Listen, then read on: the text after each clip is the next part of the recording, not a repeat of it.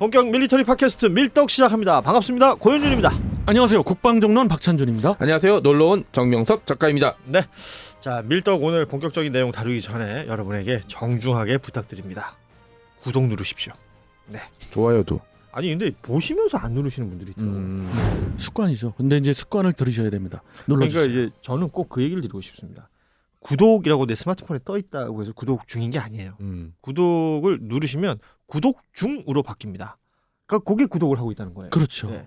빨간색 구독은 여러분 누르셔야 되는 거고, 회색으로 바뀐 구독 중은 또 우리 한번 더 눌러볼까? 그러시면 곤란합니다. 네. 예, 구독만 눌러주시고 영상 시청하신 후에 또 좋아요도 좀 눌러주시면 다음에 여러분들이 또 이렇게 알고리즘이 작동할 때 좋아요 많이 누르는 게 또 먼저 뜬대요. 맞습니다. 그리고 알람 설정을 해두시면 저희가 이제 업로드 하는 때마다 여러분에게 알람이 가니까 그 또한 도움이 되실 수 있을 것 같고요. 댓글창은 뭐 언제나 열려 있죠.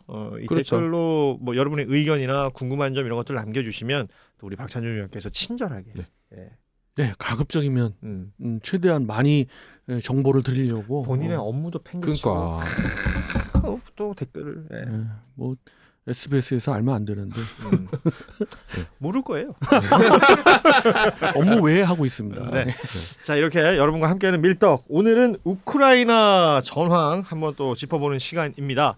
사실은 좀 이스라엘과 팔레스타인 쪽으로 모든 시선들이 그쪽으로 가면서 우크라이나가 약간 좀 덜 주목받는 것 같지만 그래도 여기는 전쟁이 진행되고 있는 곳 아닙니까? 계속 예. 전쟁이 진행 중이죠. 그래서 그 전황들을 한번 짚어볼까 하는데 우리 정 작가님은 어디부터 살펴보는 게 맞다고 보세요? 뭐 저는 일단 바흐무트부터. 음. 사람들이 잘 모르는데 바흐무트에서 뭔가 변화가 오는 시점이 어쩌면 이 양쪽 모두에게 돌파가 될 수도 있다라는 생각을 좀 해보고 있거든요. 물론 네. 전략적인 가치는 이미 없어졌죠.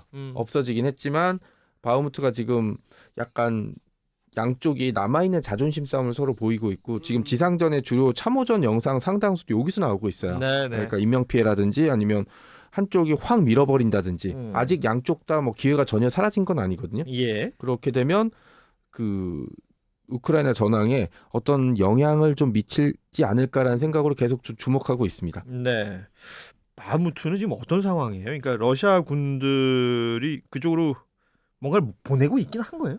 바흐무트가 처음부터 뭔가 중요한 지역이 아니라 갑자기 러시아 쪽에서 여기가 중요해라고 해버리니까 중요해져 버린 거였거든요. 그러니까 거기에 대한 대응이 있었던 건데 그죠. 그 이후도 러시아는 계속 거기다가 뭘 넣고 있는 거예요? 전력을 이제 밀릴 수는 없으니까 전력이 계속 왔다 갔다 하고 있는데 바흐무트 시내 상당 부분은 아직 이제 러시아군이 장악하고 있고 우크라이나는 여기를 이제 약간 반포위하는 식으로 그러니까 더 밀리지 않기 위해서 맞습니다. 지금. 예. 네. 이게 약간 자존심 싸움처럼 돼버려 갖고 서로 이런 얘기하면 적당하진 않겠죠. 저는 절대로 좋아하는 표현은 아니지만 사람을 갈아놓고 있는 전장이 돼버린 셈이죠. 아, 이게 소모적이다. 네네. 네.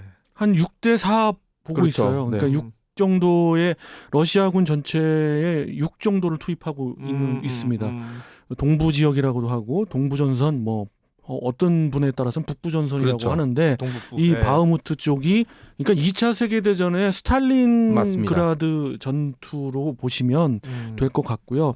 여기에 휘말리지 말아야 된다는 것을 권고를 서방 이게 나토에서 하고 있음에도 불구하고 우크라이나도 자존심 싸움으로 계속 여기에 달려들고 있습니다. 그놈의 그 자존심 싸움이라는 표현이 굉장히 좀 저는 이 뭐 하는 짓인가라는 생각이 그렇습니다. 들어요. 그러니까 예.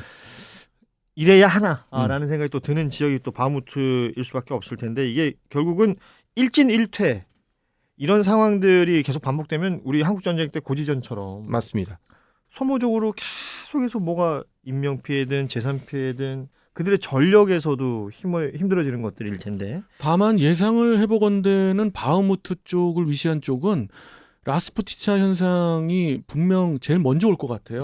그리고 심할 것 같기도 하고요. 그 지역적인 또 특징이 있으니까요. 네, 예. 그런 측면에서 지금 조금 더 유리한 위치를 점한 게 아까 정 작가님 말씀대로 주변을 포위하고 있는 우크라이나 쪽이거든요. 예. 근데 이제 러시아 입장에서는 선점했던 데를 빼앗겼기 때문에 예. 그 지대를 공격하기 위해서 지금 공세를 지금 펴고 있는 상황이에요. 거기에 이제 라스푸티차가 방해를 많이 할 것 같아서 좀 소강 상태가 있지 않을까. 10월 말 정도부터는 소강 상태로 접어들 것 같은 예상이 듭니다. 저도 동의하는 게 여기를 확 밀어버린다고 사실 전략적인 성공으로 이어지진 않거든요. 그렇죠. 그러니까 여기는 상대방이 공격하니까 그냥 나도 공격하는 거고 상대방이 쳐들어오니까 내가 막는 수준 이거라서 양쪽 다 여기서 어떻게든 발을 빼고 싶을 거예요. 지금 더 중요한 전선이 남쪽에 있는데 네. 한쪽이 그냥 먼저 뺄 수는 없으니까 양쪽 다 여기는 제 생각에 라스푸티차를 기다리고 있는 것 같아요. 그러니까 어쩔 수 없이 날씨 때문에 우리가 아무것도 못 하게끔. 그것도 비극이네요. 그렇죠. 예. 지금 뭐 훨씬 더 중요한 전선이 남쪽에 있다라고 얘기해 맞습니다. 주셨는데 남쪽 전선들은 지금 상황이 어떻습니까? 사실 우크라이나가 이 부분에 있어서 고무적으로 공격을 하고 있고 성공을 부분적으로 거두고 있는 지역이 남부 지역이고 네. 지난번 한번 말씀드렸듯 로보티네를 이제 탈환을 해서 결국 그러면 토크마크로 이어지는 그런 진입로가 연결되지 않느냐라는 희망도 있었고 토크마크를 점령한다면은 사실 뭐 러시아로서는 남부 지역에서 굉장히 위험 신호가 오고 막 빨간 불이 켜진 네. 상황이거든요. 예. 거기에다가 이제 3중의 방어망인데 그 특히 2중 방어망 두 번째 방어망을 수로베킨 방어선이라고 합니다. 그리고 수로베킨 방어선의 일부가 뚫렸습니다만은 지금 현재는 상당히 넓혀지면서 돌파구가 깊게 들어가 있는 상황이거든요. 그런 상황 변화가 있어서 남부 전선 쪽이 조금 더 저는 주목이 되고 있습니다. 그렇죠. 뭐 구체적으로 얘기 드리면 이첸코베를 비롯한 그런 지역들을 하나하나씩 빠르게 점령하면서 예. 거기에 이제 보급로 중에서 아주 유리한 0408 도로라고 있습니다. 네. 그 지역을 계속해서 진격해 나가고 있기 때문에 특히 우크라이나 입장에서는 주력이라고 하고 있는 47 기계화 여단이 선봉에 서서 공격을 하기 때문에 이 지역을 좀 변화의 중심으로 보고 있어요. 그러니까 남부 지역도 라스푸티차가 안 생기진 않을 테니까 그리고 이제 공세가 언젠가는 한계에 도달할 거 아니에요. 브레이크 포인트라고 부르는 공세 종말점이 올 텐데 어차피 뭐 조금 늦을 뿐이지 라스푸티차가 없을 수는 없겠죠. 예. 이 시점까지 우크라이나가 어디까지 전진했느냐가 내년도 전황에 결정적인 영향을 미칠 가능성이 굉장히 높죠. 근데 신의 도움인지는 모르겠습니다만 지금 날씨 예보상 라스푸티차가 그렇게 영향이 없거나 아예 남부 지역은 없지 않을까 하는 예상도 합니다. 이게 중요 변수일 것 같고요. 그렇다면은 예. 사실 방어선을 1, 2, 3의 그 아주 방어선을 깊게 만들어 놨다고는 하지만 우리도 늘 보듯이 마지막 방어선을 깊게 만들지는 않잖아요. 그렇죠. 그러니까 3차 방어선은 좀 더 쉽거든요. 만약에 이렇게 해서 토크마크가 점령당한다면은 러시아로서는 정말 빨간불이에요. 이건 사실은 뭐 이게 남부전선이라는 게 가지는 가치가 지역적으로 상대적으로 추위가 덜할 테니까 뭐 그래도 우리보다는 춥지 않겠습니까 거기? 네, 그렇죠, 춥죠. 네. 그런데 또 여기가 뭐 바다로 이어지거나 크림반도로 이어지는 또 그런 어떤 지점들로까지 연결될 수도 있는 것이고 그걸 노리고 있는 거죠. 그러니까 전체 전황에서 굉장히 중요한 포인트가 될 아주 수밖에 중요한 없는 포인트죠. 예. 그런 상황인 것이고 그런 지역이기 때문에 주요 전선으로 보고 있는 것이고 사실은 그 현장에서의 전황도 전황인데 이게 공중전이라고 해야 되나 아니면 선전전이라고 해야 될까요? 그러니까 바깥으로 알려지고 있는 네. 것들 있잖아요. 그리고 서방에서의 우크라이나에 대한 무기 지원이라든지 지원. 이런 것들에 대해서도 계속해서 신경을 쓸 수밖에 없는 구조인 것 같아요. 그렇습니다. 최근 들어서 사인이 나오는 게 미국이나 서방 국가가 탄약이 떨어져 가고 있다. 우리 부족하다라는 식의 얘기들이 여러 차례 나오고 있고요. 이전에는 뭐 그냥 약간 경고 신호 정도였다면 이제 본격적인 위험 신호들이 나오고 있죠. 왜냐하면 전장에서 쏘아된 포탄이 뭐 하루에 1, 2만 발. 네, 그다음에 탄약은 더 많이 사용되겠죠. 네. 근데 이제 생산 속도가 따라가느냐? 유럽은 거의 뭐 군축을 계속하면서 생산 라인이 거의 박살난 수준이고 미국도 이 생산 라인을 증설한다고 하지만 우리처럼 빨리 늘릴 수가 없거든요. 제일 중요한 지금 155mm 포탄, 그다음에 7.62mm 탄환, 요것들이 우크라이나가 풍족하게 사용할 수 있느냐? 이게 결국 공세 종말점이 전 여기에 있다고 보고 있어요. 인명 피해 문제도 있긴 하지만 서방에서 포탄이랑 총탄이 없다. 이러면은 뭐 우크라이나가 뭐 옛날 일본처럼 죽창을 돌격할 수는 없을 테니까 이게 탄이 고갈된다라는 부분이잖아요. 그리고 이게 또 정치랑 연결되는 게 최근에 슬로바키아에서 총선이 있으면서 그 서방 정권이 칠러 정권을 바뀌면서 그 끊어지기 시작했어요. 지원이. 슬로바키아가 바뀌면서 네, 슬로바키아가 이제 정권이 선거로 인해서 이런 것처럼 서방이 이제 피로감을 느끼기 시작한 시즌이 오고 있죠.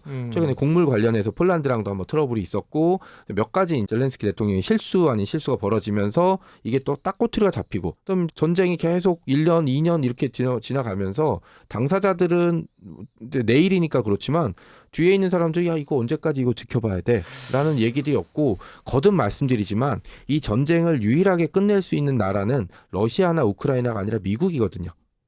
원하는 시점에서 끝낼 수 있는 나라는. 근데 이 미국의 빅 이벤트라고 할 수 있는 대선 있잖아요.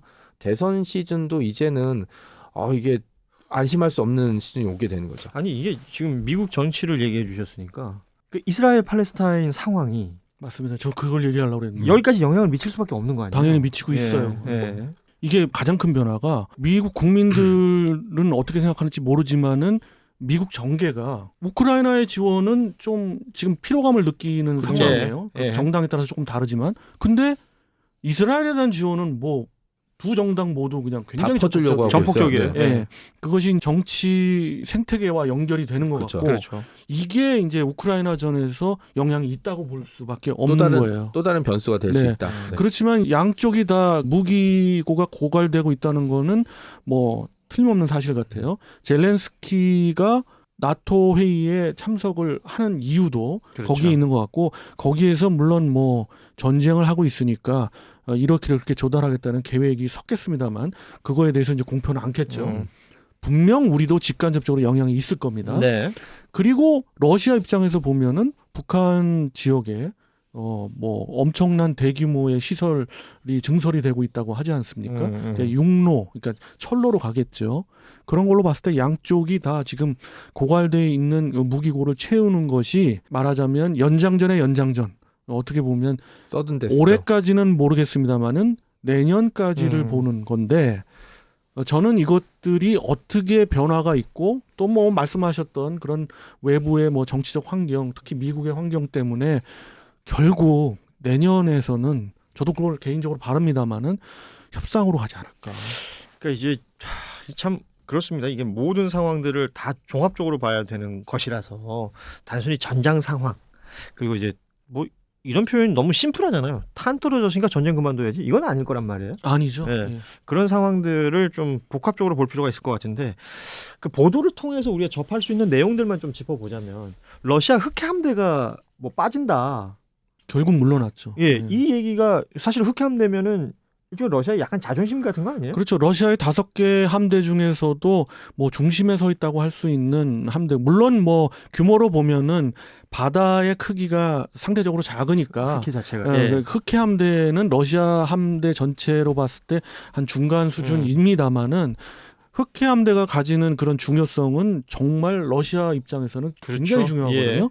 근데 결국 크림반도에서 철수를 해서 자국 항구로 다시 전부 뺐어요. 그건 뭐 후퇴인 거죠 한마디로. 두말할 나위 없는 일이죠. 네. 결국은 이제 위에서 때려 붙는 것들에 대한 뭐랄까 약간의 걱정 이런 게 있는 거겠죠. 또 우크라이나 해군이 이제 비대칭 전력이죠. 네. 그 특공대, 그 다음에 무인 자폭보트, 아하. 뭐 반잠 수정. 뭐 이런 걸로 이제 계속 공격하는데 이게 영상이 나올 때마다 이 개망신 당하는 거잖아요. 배는 이따만하게 큰데 요만한 조그만 무인 보트 같은 게 공격받아서 제대로 잡지도 가라앉으면 못하고 네. 대응도 못하는. 그렇죠. 예. 그리고 이제 거기에 계속 항구에 있으면 어쨌든 고정 표적이기 때문에 무슨 수단 방법을 가리지 않고 공격할 수 있거든요. 거기다가 그게 커요. 영국에서 제공한 스톰 섀도우 순항 그쵸. 미사일의 위력이 크고 우크라이나는 기본적인 어떤 기술이 있기 때문에 네. 굉장히 창의적으로 무기를 만들어요. 그래서 뭐 넵튠 미사일의 사거리를 늘린다든가 이런 식으로 해가지고 탄도 미사일 위력도 있고 그런 측면에서 봐도 우리 왜 코뿔소 장애물 개척 전차 예. 지뢰 개척 전차를 줬습니다마는 그거에 대한 차체는 K1A1이거든요. 예. 그걸 뜯어내고 다르게 쓸 수 있구나. 포탑을 얹으면 그렇죠. 아주 훌륭한 3세대 전차가 돼버리거든요. 그러니까 우리가 주는 거를 갖고 그렇게 운영할 수도 있어서 그런 게 있겠군요. 굉장히 주저했다는 이야기가 있는데 파거나 지원한다면 그쪽에서 뭘 어떻게 할지는 뭐 우리가 있을 법한 이야기입니다. 예. 뭐 지뢰 걷어내는 임무가 만약에 끝이 났다.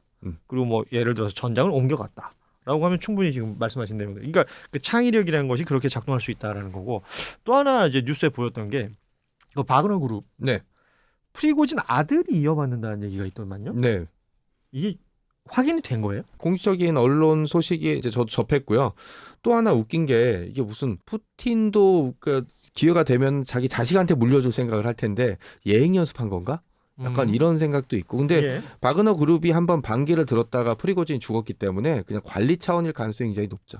그럼 실제 참전으로까지는 이어지지 않을 가능성? 바그너 네. 그룹이 개별적으로 갈 수도 있고 그다음에 다른 부대에 배속될 수 있겠지만 지금 러시아라고 해도 바그너 그룹의 원래 규모가 너무 커요. 지금 군단급이잖아요. 그러니까 군대 정식 명령을 받지 않는 전투 부대가 거의 군단급으로 전선에 있다는 건 사실 이 부대를 운영하는 쪽도 부담이 안 될 수가 없죠.